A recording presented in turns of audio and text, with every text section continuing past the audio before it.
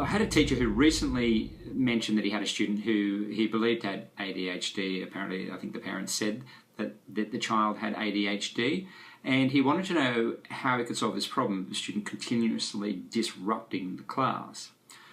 So first of all, let's have a look at the ADHD and solve that problem. There are extreme cases of ADHD where the student is simply not suitable for the group, but this is quite rare. If you believe this is actually one of those extreme cases, what I would suggest to you is to talk to the parent, mention it to the parent. And now the parent should be well aware of the fact. In the situation where you sense something is not right and the parent is not speaking up, start by asking questions rather than making an outright statement. Example, I just want to check with you if John is comfortable learning in a group environment.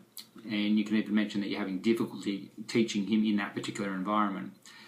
So this will generally bring the parent into the conversation, and it's an invitation to say, look, if there's something going on, let me know so I know what I'm dealing with and whether or not we can keep moving forward.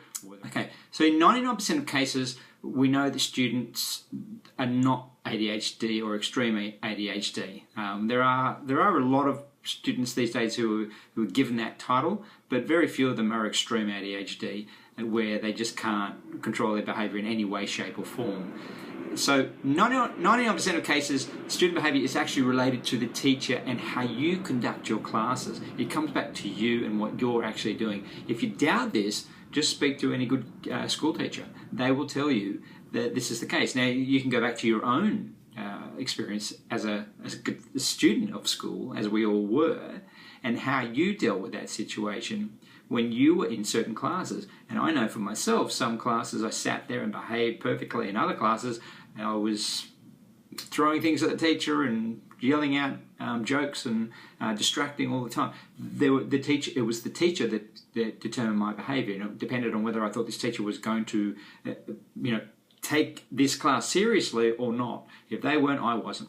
So it really does come down to your behaviour, and this has been researched many times. It's not just my theory. You will find in common research, there's a good book out at the moment called David and Goliath, which is by Malcolm Gladwell, where he actually talks about this in some depth. So check that out if you'd like. So the first step here is to recognise that it's your actions that are controlling the outcome here. So whatever behaviour is going on in your classes, you are actually playing the major role in this, in what you're doing or what you're not doing. So accepting the responsibility of that is your first step to success. So when it comes to teaching kids in groups, it's generally better to be strict from the start and then lighten up as you go.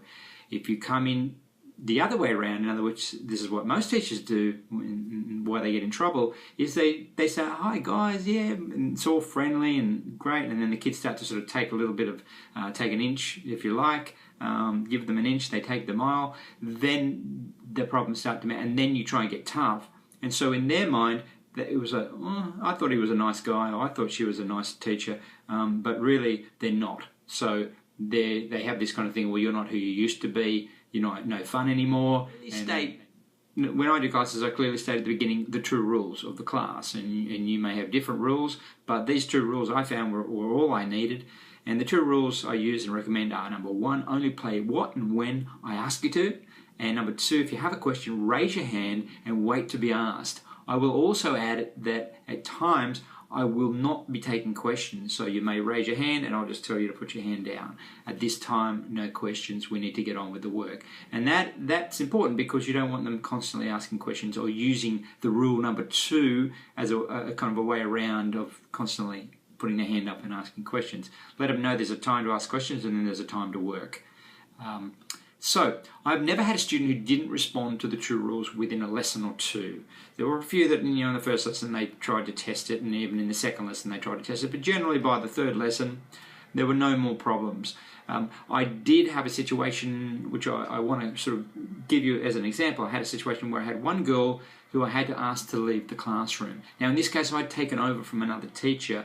The 8-year-old girl, she kept ignoring what I was asking her to do, and she was complaining and whining, if you like, and she just said she would sit down and slouch in a chair and moan and groan, etc.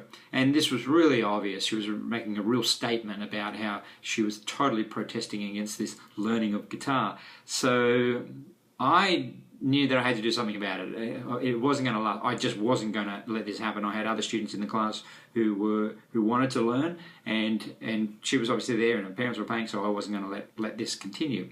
So I then explained that she would either have to participate or I would ask her to leave the room. I made it very clear: either you sit up, you sit with the guitar properly, and you do what I ask you to do, or I'm going to have to ask you to leave the room. You do understand that? Okay. So she didn't really change. She sort of shifted and shook a few times, still in protest, but eventually I told her to stand up. I said, on your feet. And at that moment she burst into tears, and then she started throwing a bit of a tantrum, but she complied. She walked with me out of the room. I took her into the waiting room, sat down in the chair, and I said, I'll be back in a few minutes. And now keep in mind that this waiting room was full of parents, because I had another group coming through after that, and plus some of the parents who were in the group that I was conducting were waiting, and there had been another teacher the previous week, so I'd sort of come in and taken over. Although most of these parents knew me because I owned the school, but I'd come in from the other teacher, took over, and it was more or less, clamping down. And they were kind of, I could see the parents were, what's going on here? This guy, they're just checking me out to see what it's all about.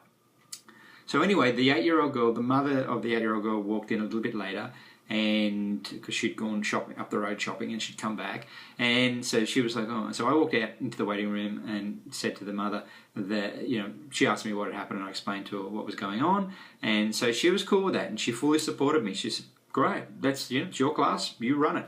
And it turns out that she's an actual school teacher, so she understood that as a teacher what it was all about. Anyway, so over the next few weeks, this particular student became a star student, and her mother, who, like I said, was totally supportive, and she couldn't thank me enough by the end of it. She kept saying, wow, I can't believe the change in my daughter, that she went from hating guitar to actually loving it and can't get enough of it. And so this is just an example of where what I did was that I enforced the rule. I had a student who wasn't willing to comply, so I had to take it. And that's what you need to be willing to do. You need to be willing to do the time out if it comes to it. You need to be willing to accept the tears. This is usually a case of where a student's been allowed to sort of get away with it. The boundaries are too far away, and when you bring those boundaries in, they're fighting in those boundaries, so they want to sort of cry and carry on. And so you've got to sort of bring those boundaries in and say, these are the rules we operate. You can do whatever you like outside of my class, but in my class, this is how we operate. And you need to do that because you need to be thinking about your other students, your good students who are actually behaving. So you need to set a standard of behaviour. Now, I will add one more thing here in that regard, is that the body language, the tone, the way that you speak, you look the students in the eye, that you're confident, that you're resolved in what you're delivering. So they know that there's no area for movement here. This is not negotiable. This is how we behave. These two rules are not negotiable. And when they realize you're confident and you do it in a positive way, and that you're not upset or angry or frustrated with them, don't ever let your emotions get the better of you. Simply remember that you've got half an hour with these students to get across as much information and to get them to move to the next step. That's what it's all about. So don't waste time. And if their behaviour, if there's unacceptable behaviour going on in the class, you need to eradicate that as quickly as possible. Okay, so we're going to talk about prevention now. Prevention, you can basically eliminate any potential problem from the start.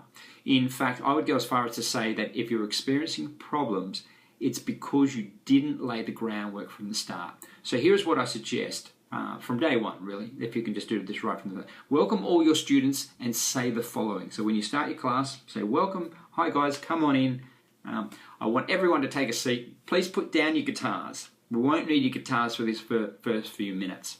I just need to make sure you understand the rules of this class and how we're going to operate. There are 2 rules, and they are as follows. Rule number 1, only play what and when I ask you to. And rule number 2, if you have any questions, please raise your hand and wait to be asked to speak. Now, get every student to repeat the 2 rules back to you. So, in other words, go around the room. So let's say you've got 5 students in the room. Go around and say, Jack, what's rule number 1? Tell me what rule number one. Now you can write this up on a board so that they can read it as well. So rule number one, Jack, is only play what and when I ask you to. And rule number two, Jack, is bang. So go around the room and Mary, rule one, rule two. Janie, rule one, rule two. Peter, rule one, rule two. So you're constantly making sure that they're repeating back to you exactly what they're supposed to think about, like a song. When you're a scale or an exercise, it's not just showing them how to do it; it's getting them to do it, play it back for you, so you know that they understand it. So the same as with the rules, get them to say it back to you so that they actually understand the rules, because then they're actually committed to it. They've said it themselves. Rule number one is only play one. So what was rule number one? Only play one. So that's how it's done.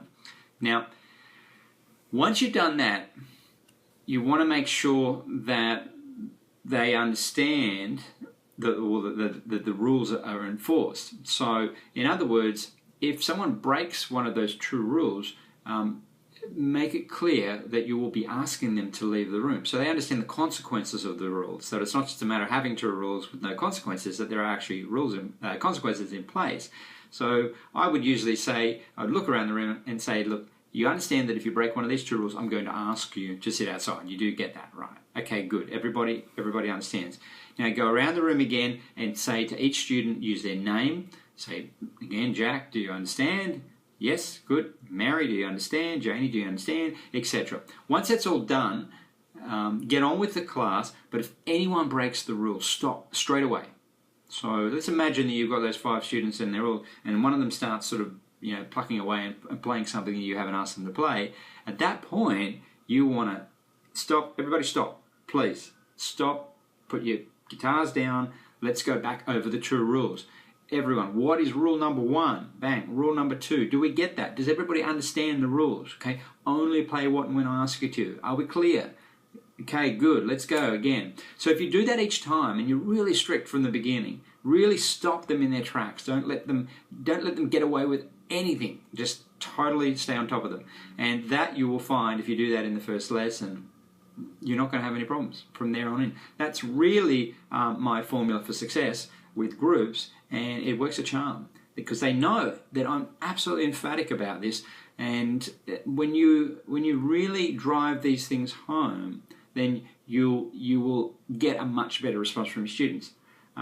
So if in the end you still are not having any success, in other words, you're still having problems after you've done all this, everything, all I can say is it's probably connected to your delivery and your body language, the way that you are actually looking and interacting with students. If you say to, oh guys, I've got 2 rules.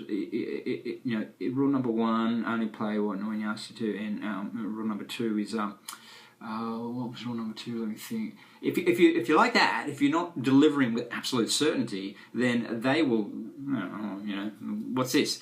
But if you look them in the eye and you deliver it with confidence and certainty, making sure they truly understand the rules and that they're with you 100%. If there's any doubt, if you look in their eye and you see any doubt, look at them. Say, Jack, do you know what I'm saying? Are you with me? Are you with me, brother? So really make this clear when you're doing it. That's it. That's my formula for working with groups, and it works absolutely perfectly. I rarely ever had a problem, and if you apply what I'm saying here, I can't imagine that you're going to have a problem. But as the last final thing that you can do, failing all that, is to video your group in action. I want to see you. It's best to put the camera behind the students, so their faces aren't on the camera, and so I can see you in action, and I can see the back of the students. That's okay. And then I want to see what you actually do in that group, and then I'm going to look at the video, and then I can give you some feedback. And that's really, I'm happy to do that. If you find that this hasn't worked for you, then I'm more than happy to do that. Thanks, guys, and I'll see you in the next video. Bye bye.